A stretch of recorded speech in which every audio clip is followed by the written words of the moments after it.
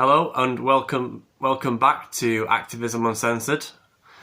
Why don't you start by telling me and everyone watching what your name is and what you do? Oh, hi. I'm Lupin. I help in Just Stop Oil. Mm-hmm. At the moment, I'm helping to find shelter for people who need it.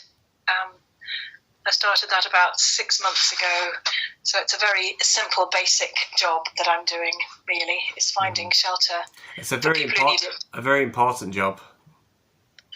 Yeah, that's right.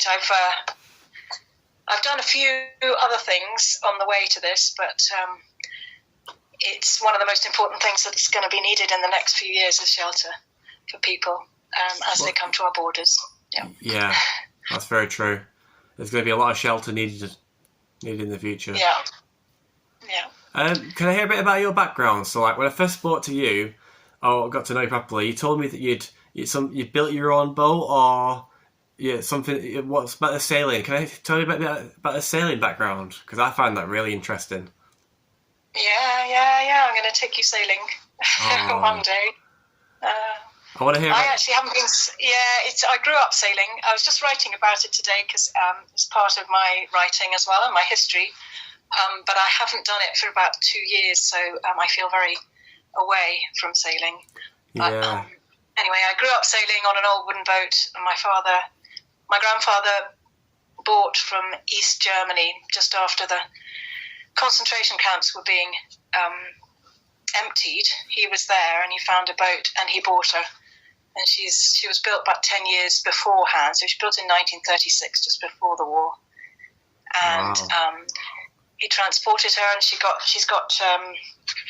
there's a whole family story around transporting her back from East Berlin. Oh wow, that there is.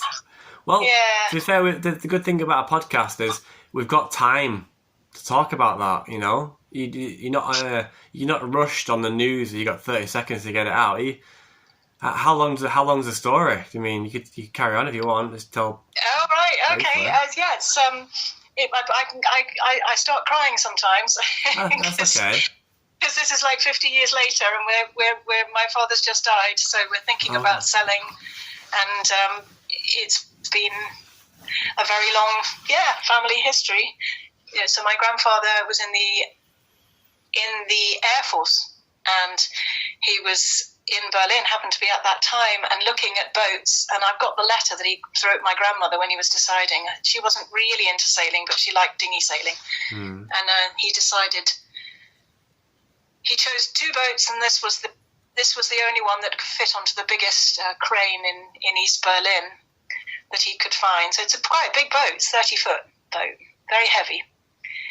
But the bigger boat couldn't fit on the crane, so that's the story he used to tell. Well, he didn't sail it out of Germany then. Did he take it over land? No, there are canals. I don't know the whole story, but no, he shipped her on a train. So she was transported. She's deep keeled, so she would be quite high up. She draws 5 foot, something like that, when she's out of the water. And anyway, he transported her on a train to Rotterdam, I think, And but they had to go through the Russian part of East Germany. Well, I suppose it wasn't the Russian part of East Germany. It was the Russian part of Germany, and so she was shot at by Russian soldiers. So when Saga, she's called Saga, the boat, and when she arrived in Rotterdam, she was fixed. He had to fix the holes. They were just sort of by the waterline. Yeah, and then he sailed her over to London. Yeah, and she spent a winter in London. Yeah, on the Thames. Yeah, yeah, he was a great sailor. And my father was about 5 then, and so Saga was his boat. Yeah, so he grew up sailing Saga. Can I just say, I would be honoured if you could teach me to sail on that boat. Okay. It's all second nature to me, but I'm sure I can show you. Yeah. I need someone to teach me to sail, to be honest, because it's my ambition my ambition is to circumnavigate the globe and take a few years doing it. Okay. Wow. I'm only 30. Yeah. It's an achievable goal, but right now I've had to put all my dreams and hopes on hold to try and deal with the climate crisis. But I would like to learn, like, if I could learn to sail in between, so that by the time comes, I'm ready. You know. It's the way to go. It's the way to travel. Can't fly. So that's the way to go around the world. It kind of hit me, actually. Like, it was recently, because when I just started at Insulate Britain, I just signed up to Insulate Britain. I was new to climate activism, and I was planning to go backpacking around the world, like around Southeast Asia to begin with. And I was going to get there by plane, and I had this dilemma, like, how can I be a climate activist and then want to fly around the world at the same time? You know what I mean? I thought, well, it's not really good. How can I see the world? And I was thinking, without producing all this carbon dioxide, and I said it to my dad, I was like, I'm facing a real dilemma, and do you know what he said to me? Why don't you sail around the world, son? Use the wind. And I'm like, duh! Do you know what I mean? Like, it's like, you've basically got your own camper van on the ocean. You've got your little home. You've got a home on the ocean, and you can go see any port in the world. Yeah. For free. Yeah, that's right. And you don't need an engine. You don't. I want to get a sailing boat and take it out of the water, make it really nice and done up and proper, and make sure it's got all food reserves in it and stacked food reserves in it. And I also want to deck it out with quite a large battery supplies that are all waterproofed, and cover the thing in solar panels to charge the batteries continuously in the sun. I want to fit a second engine, an electric engine. So I want to keep the petrol engine, but just keep it as a reserve out of the water, and have the electric engine in the water, powered off the batteries and the solar panels. I'm also thinking about putting a few wind turbines on the mast as well. So when it's like night time in a harbour and it's blowing a gale, but your paddles aren't charging, so your turbines are going full pelt. Yeah, I mean that's all doable. Josh, you won't need that much power though. No, well, I was sailing around the Caribbean and I never had a fridge, and I never had. I only had one solar panel that big. Yeah, but you could. Thing is, with all solar panels, you could have an electric engine. So instead of burning petrol, when you come into port and there's no wind, instead of having to burn petrol to drive your port, you could use a solar power sailing boat to go down the canals. You could go down to the River Danube. Yeah. You know what I mean? Yeah, you could. Off the wind and the sun. My dad wouldn't agree though. He'd be rowing. Well, he'd be sculling with a long oar. Yeah. Wow. Yeah. You can do that even with a big boat. You can use your power, your own power, Well, paddles. maybe I could get a few of those just in case we get stuck in the River Danube. Definitely would need them. Yeah. As an emergency, you need oars as well. Yeah. But there's all sorts of other ways, Well, the wind. There's not many times when they're completely windless. Can I? As much as I love talking about sailing, this podcast is to interview people in the climate movement and who are taking action towards solving the climate crisis. So I want to ask you, what was it like when you realised how serious the climate crisis was, and how did it affect you? I think, what was it like? It comes in waves for me. It's not like it didn't come as a one big realisation. It just comes in waves, and so it's terrifying. Normally every morning, terrifying every morning. So that's how it feels. Is I'm scared, and I'm scared of my own power sometimes as well. So I'm scared. I know the solutions. It's just I'm terrified to speak up and do something. So I spend a lot of the time writing or not doing anything. I am actually pretty lucky because I get by without working at the moment. So it's pretty much my full-time job is is climate activism. Wow. Yeah, me too. Yeah. I'm not able to make any money yet, though. To be honest, I'm currently completely and utterly broke. But it's free to get a phone and record, so I can do that. Yeah, it's interesting what you said about comes and goes in waves, because I think that's true, isn't it? Really, it's like I experience that, to be honest. It comes and goes in waves. Like some days I'm fine, and then some days like for example, I've kind of developed this rule over the last couple of years that I don't think or talk about the climate crisis whilst I'm on a night out, because I can get, if I got a few drinks in there, I can be there partying, having a good time on a night out, and then I could start thinking about the climate crisis, and then just all of a sudden I feel like I feel utterly dumbfounded by the fact that we're on a planet that is literally dying and close to bursting into flames with us all on it, and now is the last chance we're ever going to get to save it, and nobody even realises or cares, and that it tends to ruin my night, to be honest, when I get in that kind of headspace. Do you know what I mean? I'm a bit like, oh, fuck this. Yeah.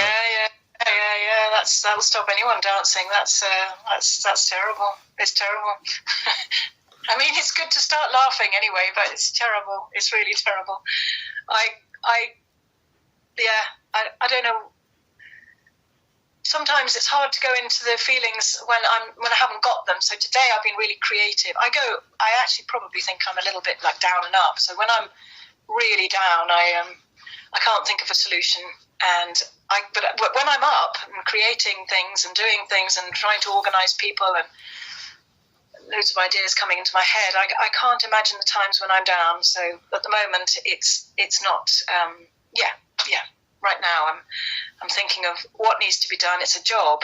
Yeah, you're doing great. Listen, this is why I wanted to speak to you, because I've realised you've got all the people who are willing to be arrested and go to prison and do all that stuff, but then there's other people who are in the movement who are doing very important things, like supporting rebels who are in prison, or finding people accommodation, or whatever it is. So don't underestimate yourself, right? Because the way that I see it is all these people that are willing to break the law, get arrested in civil resistance, which is a very British. It's a very British thing to do, because we've been doing it for hundreds of years. We're basically. Sorry, I've lost my train of thought now. But we have been doing that for hundreds of years, and it has a very large impact on the directing of history, basically, changing history. So these people are having influence over history. And what you need to realise is, because you are you're helping all these people by giving them accommodation, you're making their sacrifice possible, wherever they may be going, by supporting them. So you are having a positive influence on all of those people, and therefore your positive influence is kind of extended onto all of those people as well. Because you exactly. Yeah, exactly. I came off action. So I helped out in April last year, and there's two things I'm going to say actually. One is that I came back from the actions, and I wasn't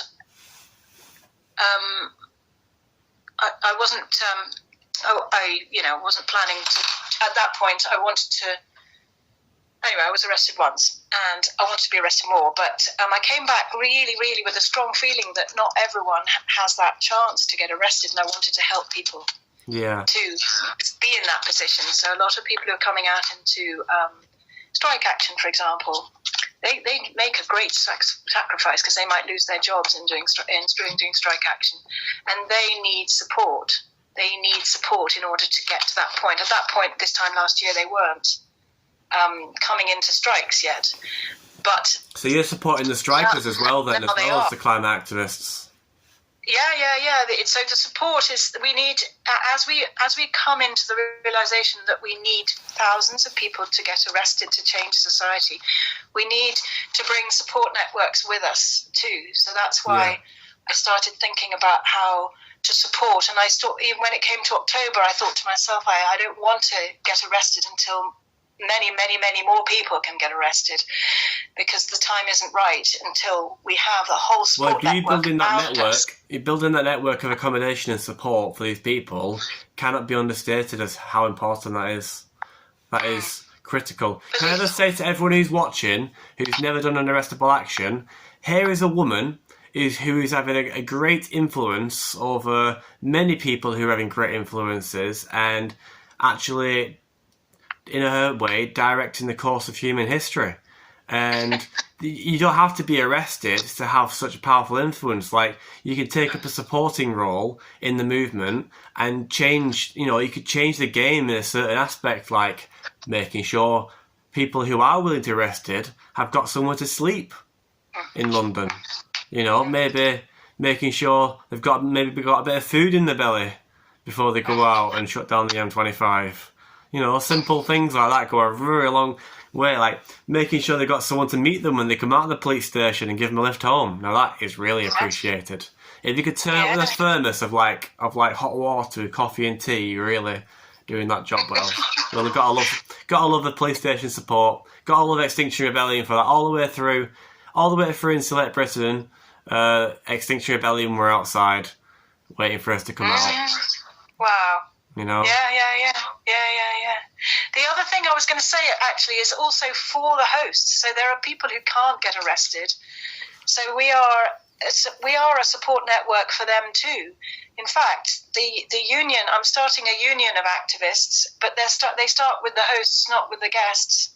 So we're creating a solidarity group of hosts, because they are the ones who can't. They might have young children, they can't go out on the street, but they have a spare room, or they have space on their, sofa. Like a lot of people take a floor in a sleeping bag. Yeah. And today more people. I've lost you a bit. Yeah. So today more people standing up every day, standing up into hosting and offering their floors and offering a sleeping bag. I get messages all the time, and those are the people I really admire, because they can't do. They're doing what they can, and it's not just a step into action. It could be the only step they make into action. So I call them activists as well, the people who are hosting, because they're doing in one respect they're doing something quite dangerous, because I myself have had my house surrounded by police for hosting someone. So I would never want that to happen. It was terrifying. It's absolutely terrifying. Can you tell us about that? How it went down? How it made you feel? Yeah, and I made an official complaint, but it never went anywhere. But anyway, it happened in the middle of the night twice. Plainclothes policemen the first time, and they came round, but all sides of my house, banging on the windows, knocking on my front door first, then went round the back. Really? Yeah, very scary. First at 11:15. I've told this story so many times. I feel like I've been bore people with this, but it's one of the reasons I'm doing what I'm doing, because I don't want anyone to go through that experience. Don't think that your story will bore people. You have an interesting, unique story, and this version of the story this story you're going to tell now could be the most important time that you ever tell that story, because you're on air on a podcast that's got a lot of potential to go, around the world. So please tell that story in the best detail as you can remember. Okay, thank you. Wow. So, they knocked on the door. It was in the G7 time, and I decided I wasn't going to go and protest at the G7. I live in Cornwall, and I wasn't going to protest at the G7. I was just having dinner, and a friend was staying outside in the driveway in his camper van, but he and my partner and me were in the house, and knock on the door, and it wasn't evident who they were. It's just someone said, "Can I come in?" And I said, "No, I can't open my front door," because I couldn't actually open my front door for some reason. I said, "Can you go round the back?" So they went round the back, and as I opened the back glass door over there, I could see 5 men walking towards me in a line, because it's quite narrow, like a narrow corridor behind my house. And it's very dark. It was pitch black that night, because it was 11:50. And the light of my sitting room, probably I could see what they were doing. And as he walked towards me, he was in plain clothes, but he looked like shaven, and he didn't look like he said he was the police, but he didn't look like it because I'd already made my mind up. When I saw him coming towards me, 5 of them, a row of them, I thought they were bullies or right-wing. I don't know. I thought they were Nazis or something like that. I don't know. I didn't know who they were. But the more he said, "Don't worry, I'm a policeman," the more I didn't believe him, because by that time I'd already made my mind up and I was in panic mode. Yeah. And he went like this, "Don't worry, here's my police card." And I said, "I don't believe you. I'm sorry, I don't believe you. Go away, go away." And I closed the door. And then they came round the back of the house and shone lights in the back. And then they came to this window, and my partner was here by then, and I opened the window and talked to them, and by that time I believed them that they were the police, and they said they were looking for someone, and the person they were looking for wasn't here in the house. I said, I'm not sure where he is. Do you know him? Yes, I know him, but I don't know where he is. And then they went away. And then at 1:15, they came knocking on the door again, and they said, this time they were in their patrol car, and I saw the patrol car waiting outside for about an hour after this happened. They knocked on the door and they said, "We demand to come in. We don't believe you. We don't believe that that the person we're asking about is." Yes, for a warrant? "We think he's upstairs. You need to open the door." No, they didn't have a warrant. Did you let him in? Didn't have a warrant. No, I didn't. No, I didn't, because I said, "Do you have a warrant?" And they said, "No, we don't have a warrant." And I said, "Well, I don't think I have to open the door for you, because they say, well, we don't believe you. We need to check your upstairs bedroom." Yeah. They'll try it, won't they? They'll try it. Yeah, well, the thing is, I was sort of traumatized. Yeah. Wow. Oh, sorry to hear that. I was traumatized. And the next day, well, this story goes on. It's rather a long story, really. Carry on, please. Okay. Well, they briefly spoke to my partner, who's a farmer, and they said they found out what his name was. They asked him his name and where he was from. So during the night, they must have Googled his farm. And then the next morning at 7:30 in the morning, 100 police officers surrounded the farmhouse. Oh. Yeah. And then they went into the woodlands and they found the friend that that they were looking for. They found him. 100 police officers went to the woodland. So first they went to the farm, and my partner's daughter and son-in-law didn't know who they were talking about. But it was the number of policemen that went in. Yeah. Wow. Extraordinary. That is extra. But how did they know they were in the woodland? I don't know. I bet they've got smartphones on them. Like, if the police really want to, they can find anybody's location and anybody with a smartphone. If they get your phone number, they can find you. Yeah, that's what my Spanish friend was saying. He's saying, turn your phones off straight away. When they were around the side of my house, the back of my house, he said, turn your phones off, because they can log in for some reason. Somehow they can log in. Oh, yeah. If they're within shouting distance or something, they can log into your phone. Well, I don't know. You can turn it off, but best thing to do is to put your phone in a case that stops all the signals, that cuts off all signals. We shouldn't have to do that. Case. Yeah, but we shouldn't have to do that. And the other thing about the next morning was I really felt really strongly that the poem that was written during the Second World War really came to mind when. See, I'm on live TV, so I won't remember a thing. I'm terrible at remembering things. Just go with the flow. Go with the flow. It's a poem that goes.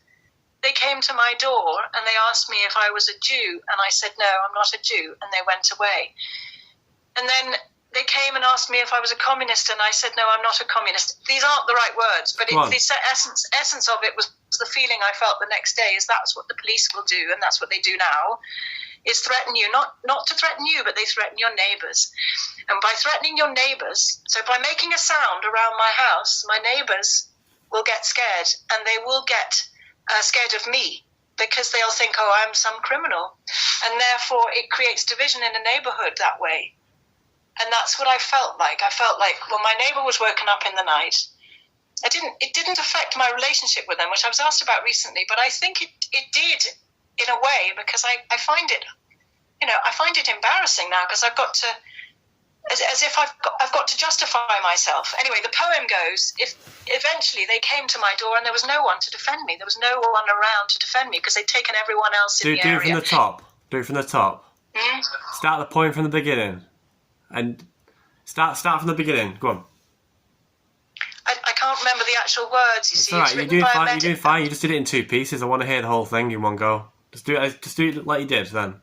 It was, first they came to my door and asked if I was a Jew. And I said no, and they went away. Then they came to my door. Then they came to my door and asked if I was a communist. I said no, and then they went away. And then they came to my door looking for me. But there was no one left to save me. There was no one left to save me. And there's another line in between. It's like they asked me if I was a gypsy, and I'm not a gypsy, so they went away. And it was because they went away in my own story. They went away. That's what I reminded me of that feeling of the poem. Yeah, and the fact that the neighbours, I hadn't realised that I take some importance in what I'm like, what I'm seen as by the neighbours. Yeah. So I'm not immune to what other people think of me. So that's how the police work. That's how they will work in an oncoming state. Is they'll be keen to pit me against my neighbour. Yeah, make my neighbour feel threatened by me. If I was doing something with JSO, maybe they'll try to separate me from my neighbours and make me seem like I'm some awful person, which I'm not. And even if I was a Jew, obviously, I'm not saying that. That they bring out the worst in people. What is it called? Victimization or scapegoating. They do the scapegoating thing. Yeah. Yeah. Well, I guess I imagine there's a handbook for how to deal with people like us. Not like people in resistance. It's a dirty handbook that's existed for a long time, and the same tactics that worked 50 years ago and 100 years ago still work today. Yeah. We're learning how to do it, and I'm writing a lot about a new society because it's based upon these stories. We are creating a new society. Mm-hmm. Yeah, with these. They can build as many handbooks as they want. They can write as much as they want about how to deal with us, but they're not going to win. No, they're not. I truly believe that as well. They're going to be completely and utterly overwhelmed by the masses of people who have decided to say no more. No more cuts to our National Health Service. No more hikes to our energy bills. No more degrading school systems. No more degrading country. No more billionaires sapping billions of pounds off the British people. No more politicians taking backhanders, selling off parts of the economy. Nationalise the rail, fund the NHS. It's not hard. Give key workers and emergency service workers a big bonus. I heard that it was too expensive to give the nurses a pay rise because it cost £10 billion. But in 1 year in COVID, the government spent like £68 billion on masks and PPE that were unfit for purpose, so they all had to be thrown away. And that company was politicians in the government had shares in that company. So is that 68 billion? Did you say? Yeah, £68 billion. That's almost 7 times as much as it cost to give the nurses a pay rise. So it's not that there's not enough money. It's just that the government's priorities are not in the right place. Yeah. So they're either going to change the priorities to get in line with the people's priorities, or they're going to get completely replaced. Do you feel sorry for them at all, or do you feel sorry for the police in that way, in that they're just doing a job and the politicians have their hands tied? Do you feel compassionate towards them sometimes? I do the police, like, when I'm being arrested, it's like, you know, they've got a job, and their job is to put me in handcuffs, put me in the police van, take me to a cell. And they've got to do it to lots of kind, caring people. Like, I hear, do you know, in the last rebellion, there was the scientist rebellion. No, it was scientists on doctors, nurses. That was it. It was a load of nurses who were actual working nurses who were aware of the climate crisis, and they were blocking, they were shutting down parts of London, and the police had to come up and handcuff nurses in their uniforms and carry them out of the road and arrest them all. God. And apparently the police that day were mortified, like the actual on the ground coppers. They were mortified because, like, you know, these are decent, hard-working people, kind people, intelligent people who are right, who are doing the right thing. And imagine it being your job to have to put that person in handcuffs after they've told you they're doing it for their children's futures and your children's futures. Yeah. I mean, do you reckon there's any police that deal with climate anxiety? Or do you reckon they try not to? That deal with what? Climate anxiety. Oh, I'm sure there are. Yeah. I'm sure there are. They're a good example. They're just doing their job, and they can't go on strike, I wouldn't imagine. I don't know about their wages, how they are, but I think because they're within the civil service, as it were, they have public servants, I suppose. So they have to sign a contract. They can't go on strike themselves. I don't know about that bit but my father's in the Navy, so I know that the military can't go on strike. I know what's happened. In a sense, I can understand. I can feel compassion for them. I can also feel compassion for the politicians too. And I think it's very important that we learn how to talk to people who seem like they're on a different side.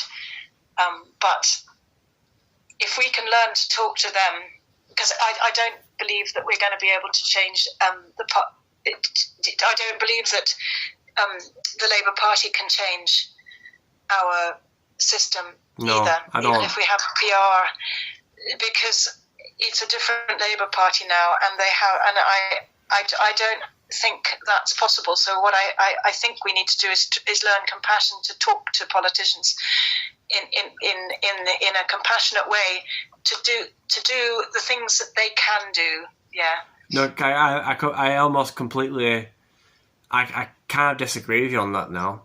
I feel like the politicians have had long enough. I feel like their time in power is you know. I feel like somebody needs to. It's like, imagine you've got like a couple of children playing in the corner with some curtains and lighters. You know, at some point, the adult in the room has got to come over and take control of the situation, because I'm not advocating.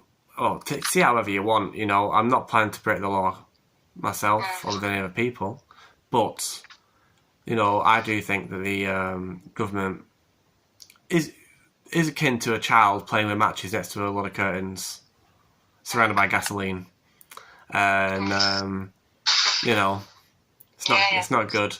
You know, they don't know the damage that they're causing. No, they don't. Just like children in many ways, yeah. So we can't. But how do we get rid of them? Well, that's the question. I think to ask.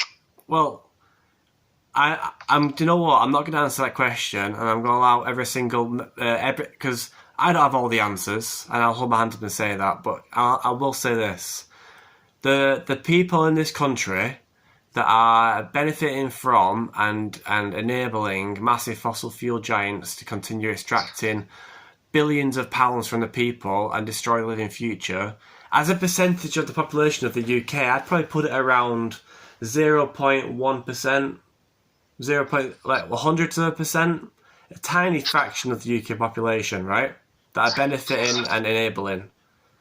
And the rest of us are the 99.9%. So I think the 99.9%, if correctly organised, if non-violent, they were non-violent, and they came together as a united front, I think the politicians could lose their power in a day. I think bank accounts could be seized. I think assets could be seized.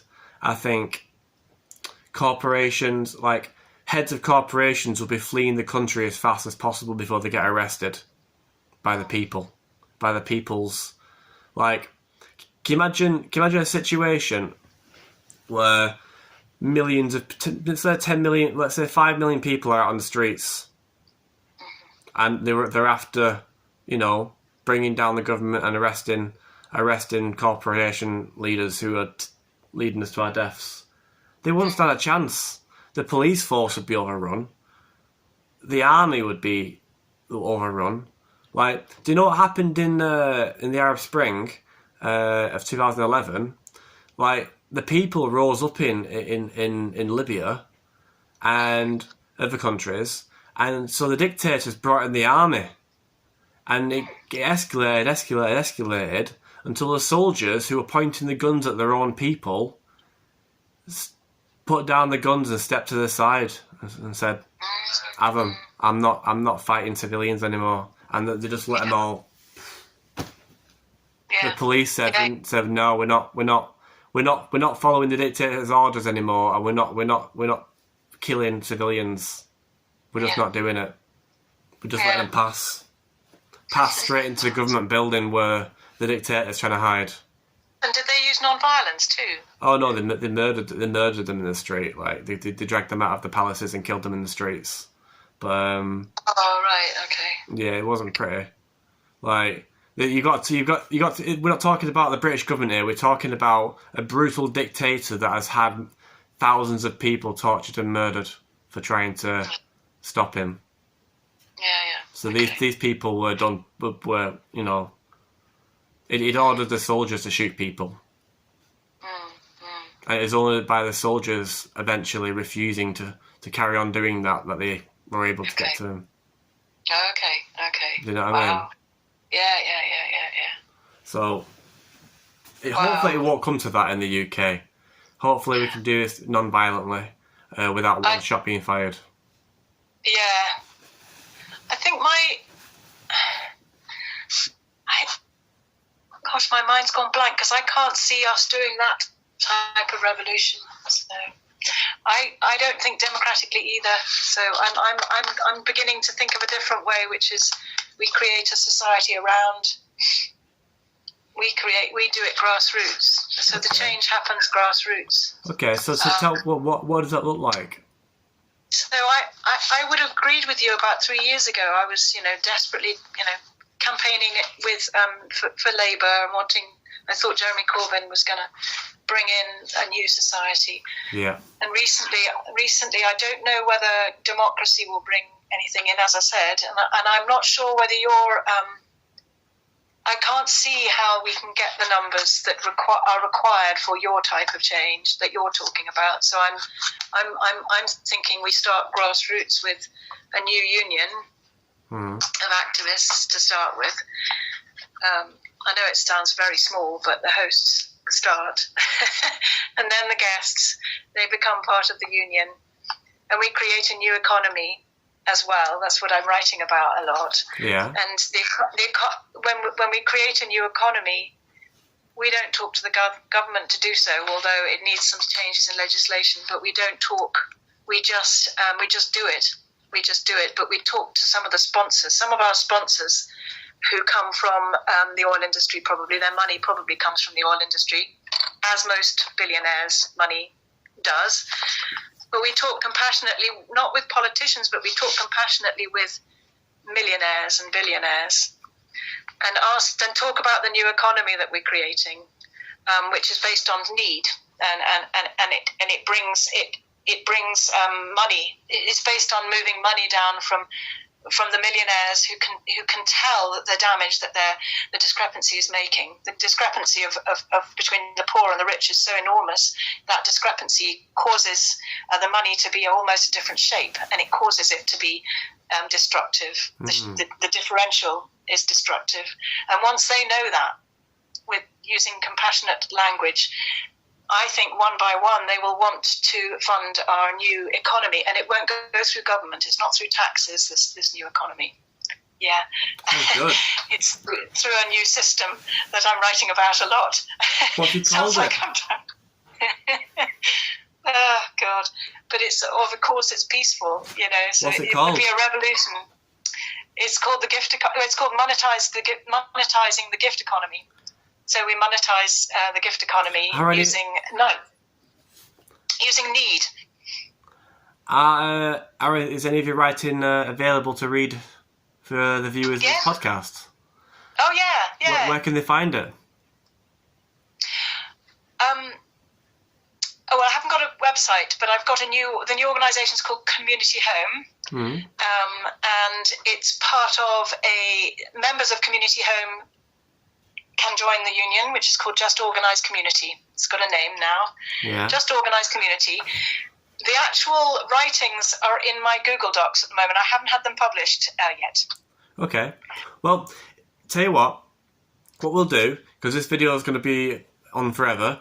You'll be whenever that's finished, send me the link to it, and I'm going to drop it in the description of this video whenever you're ready. So if you listen to this now, like I said, we're in April, aren't we? If you listen to this like a few months from now or a year from now, then look in the link description below, and you can have a read of your writing. Thank you. I'll do that. Remind me to do that when you're finished. Yes, the Google Docs, I can send them to you. Yes. Yeah. Okay, that would be brilliant. Yeah. I'm editing a lot at the moment. So what I'm doing with the writing is not just writing; it's activism too, because I'm creating I'm creating, because I'm an artist as well. So you can't. I mean, I'm not really a writer. So making things is my thing, and so these gift circles are going to be real. They're prototyped this year. Using shelter nights as prototypes. So every time someone is sheltered, they have a choice of receiving or giving money.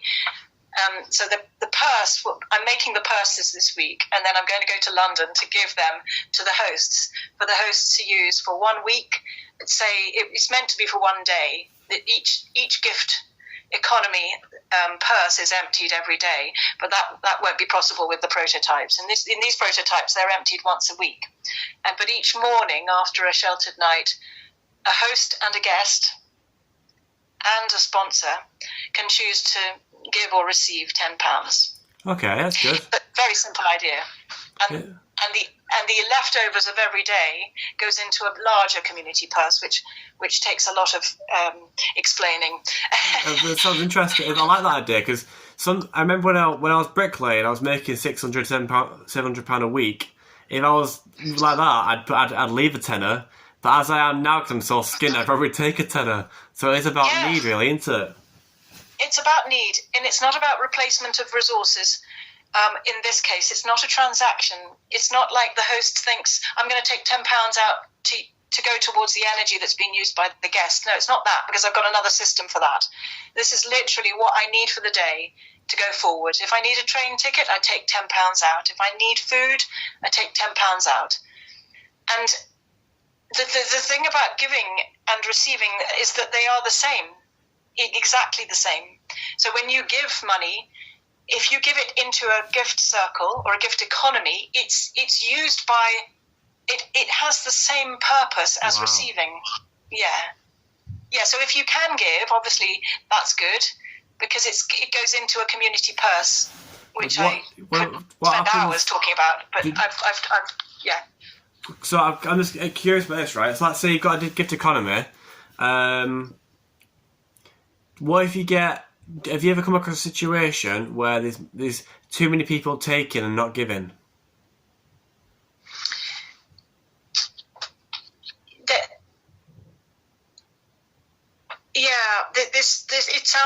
It sounds like a worry, doesn't it? But in essence, everyone contributes something. At the moment, my mind's gone blank. But it's a test. It's a test. I'm almost sure that at the end of the week I'm going to end up with more money than less. But even if I end up with less, even if the prototype purse end up with less, it's more of a reason to do the gift economy than not. Yeah, that's because right. Because essentially it shows that the need is there. Yeah. If I think people. We are all different anyway. So us activists, some of us have money to spare, some of us don't. But the purpose of the community home is for homeless people to find shelter and refugees to find shelter. And now they won't, or striking workers, and they won't have the spare £10 to give. So even if my prototype week works and does actually I'm looking forward to hearing about it. When's it starting? Or if it makes £100, then it works. But that doesn't prove anything. To me, it proves that it works, because the gift economy works on need anyway. So even if I'm £100 out of pocket, when are you going to start this? It still works. Well, I was meant to start it this weekend, but I'm still working on an application for a job, to take this idea. I still need to do more writing. Yeah, so next weekend. I'm hoping to come to London next weekend. And this is a big project. We've just had the big one this weekend, haven't we? I wasn't able to go. No, well, it's no bigger than next weekend. I'm still tired. No, we're growing. It's not any bigger than next weekend. Next weekend's going to be bigger. You think? Yeah. Oh, I'm missing out on so much right now, being tagged in Manchester. Oh, where's the tag? On my ankle, look. Oh my gosh. Can you see that? I've not seen one of those. It looks raw. It looks sore. Look. Oh. It's pretty loose. It's alright. I just can't take it off. You're not tempted to cut it off? No comment.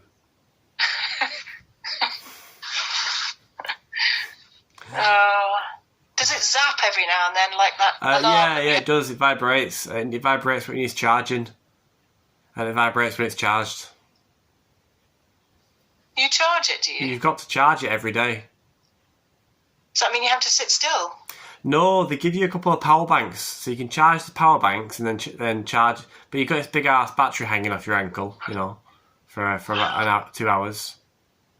But you can. My gosh. It's not very convenient. Say you can't go jogging with the power bank on your ankle, or running or cycling. You just got. You can't. Well, like the connection just works its way off, and it stops charging.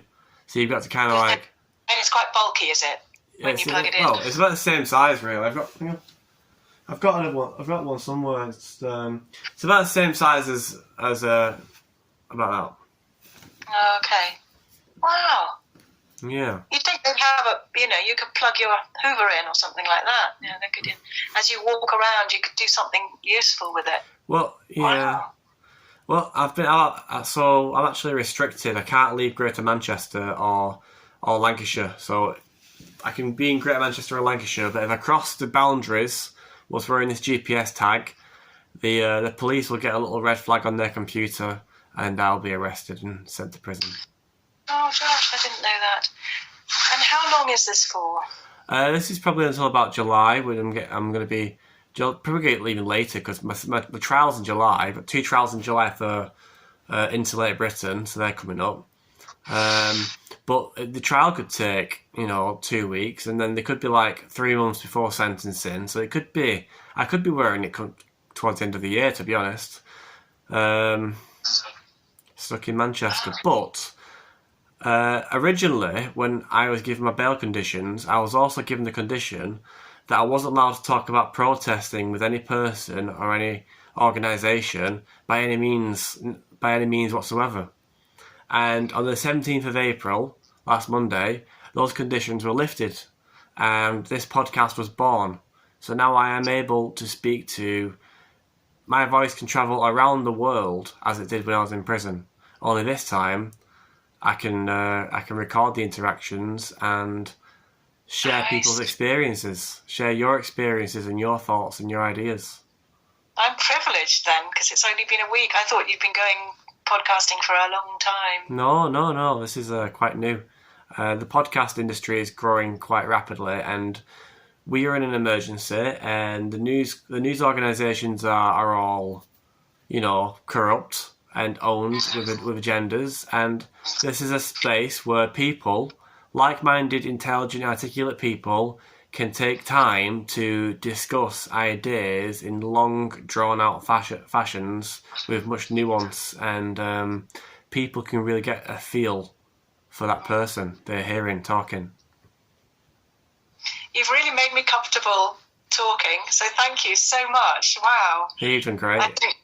I thought I couldn't talk, but I've managed to talk, so thank you. We've got 10 minutes left. Okay. So, could you want to tell us about your one arrest? Your first arrest, okay. What that was like?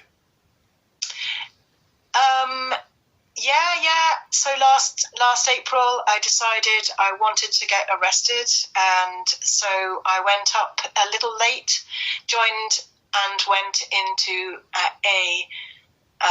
onto a street. Yeah. So I was with lovely people. Who was you with? Was you with Just Up Oil or XR? Yeah, with Just Up Oil. Okay. Yeah. And what was like? You're just shutting down a street. Was it a slow march, or were you sitting down?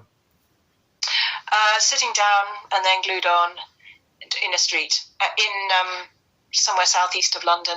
Yeah, near the oil refinery. What was that like?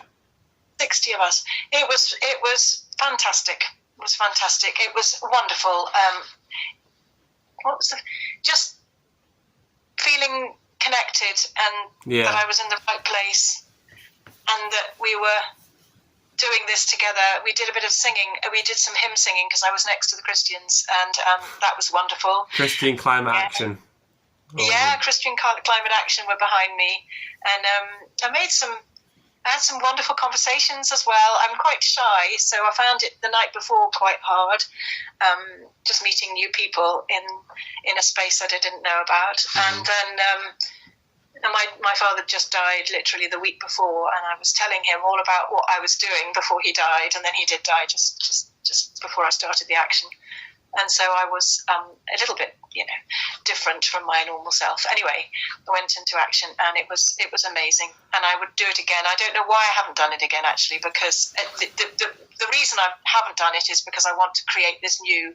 Which there's more network. Creating that network is more powerful than one single person getting arrested. You're actually having a greater impact. It's bringing people together. Yeah. That's what I want. Yeah, so, bringing people together to get arrested. Can I ask? The morning before the action, did you and your team all huddle together and speak about the reasons why you decided to do this personally? Yeah, we did. What was that like, sitting through that and hearing people's reasonings, because I find that's a very special moment that nobody really gets to experience unless you're on an action, because you're about to do the action, and only the people on the action then get in a circle and just go round and talk about their reason. Yeah. Do you remember that? Yeah, it was. For us, it was more disparate. Like that, it wasn't all as a together. But I had that feeling that we were all together the night before. Yeah. Because everyone was so kind. We did have a get together before, but we were all from different directions, and we weren't quite sure where we were going to go the next morning. But we organised it. But it was special because we were all literally from different directions. So different people, different ages. We had quite a lot of young people. I'm 55, but there were quite a lot of young people from a particular town, and they'd come together. They were 20, 19, and then I had the Christian Climate Action. They met me the next day. How old were they? But we all met together, so about 60 of us from lots of different directions. They were in their 80s. I had one who was 80s, yeah. Was Sue Parfitt there, the vicar? Yeah, she was right next to me. Oh, I love Sue Parfitt. I love Sue Parfitt. Yeah, she was. I was just thinking she was glued on, but she was glued on. I think she was glued on, yeah. How old is she now? 87, is it? Oh my gosh, I don't think she's that old, is she? I think she's 82 or something. 82. I don't know. Well, that's still pretty old, But she's still rocking. Sue Parfitt's still rocking it, telling judges off and that. Yeah, she told me She told me about a wonderful prayer meeting that happens every morning. I don't know if they still do it, but I went along on Zoom a couple of times after that, through April and May. Yeah, it was lovely, really lovely. Because she's based, they all come from different directions. Yeah, she's amazing. Amazing. She is, isn't she? Amazing woman she is, yeah. Yeah, fantastic. It's like, imagine, I got arrested the other day. Where were you? I was sat in the road with an 82-year-old vicar who's, standing in defence of life and earth along with me. You were recently, were you? No, I have been. Not recently, but I have been. But I'm just saying about the outrage. It's like getting arrested with vicars, with teachers, with mums, with grandmas, with doctors, with nurses, with people from all walks of life. I've actually got a retired doctor coming on tomorrow morning. So good. So your video will be live by tomorrow morning, and I'll be recording his tomorrow. Yeah, I've spoken through just a while. I've spoken to a few. I was arrested with not Sue. She went off somewhere else. She was arrested, taken to another. But when I was arrested with another priest. So we had a lovely conversation on our journey to the police station. And since then, I've met another, and he's helped me. And I think he's just up oil. He's quite. I think he might be in jail now, actually. Wow. Yeah. Locking up priests and grannies and all kinds of people out there. Eloquent, intelligent people coming out onto the street that they're not. They've thought it through very carefully, and they've got more to lose than to gain. But they're deciding to come out and do it. Yeah. I don't think. Really, really important. Would they be able to live with themselves if they didn't? I know. Yeah, that's. Yeah. Would you be able to live with yourself if you weren't doing what you were doing after knowing what you know? No. I mean, I'm not doing enough, but You'd be doing amazingly. You're doing amazingly, by the way. I'm still living. I'm still going, but I'm not doing enough. But no, I couldn't. I need to do what I'm doing. Yeah, keep going. Keep going. I can't be doing anything else. In fact, that's part of the reason why I'm not sailing, because it feels like the struggle's on land at the moment. And that's why I've got you said to me once, you said to me, the sea's my home, but I had to return to land to save the earth. Yes. That's true. That's how I feel. Yeah. Like the fish, we came from the sea originally, didn't we? Yeah. That's some responsibility. Onto land. I've put my dreams on hold. You've put your dreams and your life on hold. I know many people who have put their dreams on hold to take a chance on really fixing this problem, and not even just solving climate change, righting all the world's wrongs, because we could end poverty at the same time. The systems that keep people in poverty and the systems that cause so much suffering in the world are the same systems that are destroying the world. So if we're going to have a system change, let's change the whole damn thing. Mm-hmm. Yeah, absolutely. Well said. It's the same struggle, the same thing. It's almost a completely different language Lupin, that you need to learn to speak.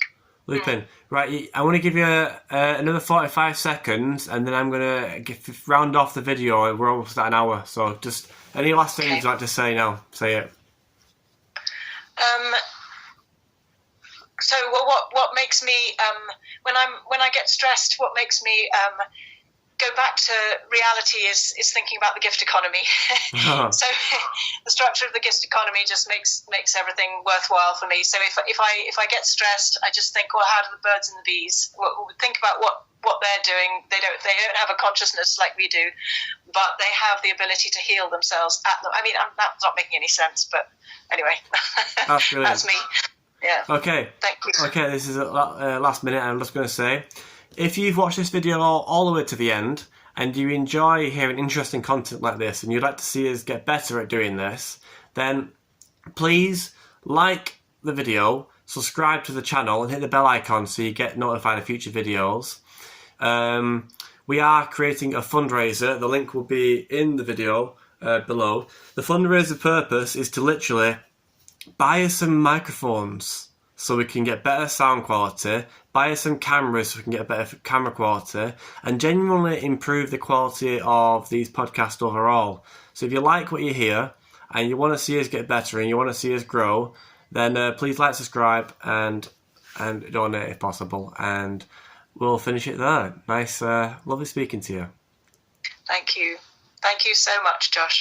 Really, really lovely to speak to you. Goodbye. Thanks. Bye.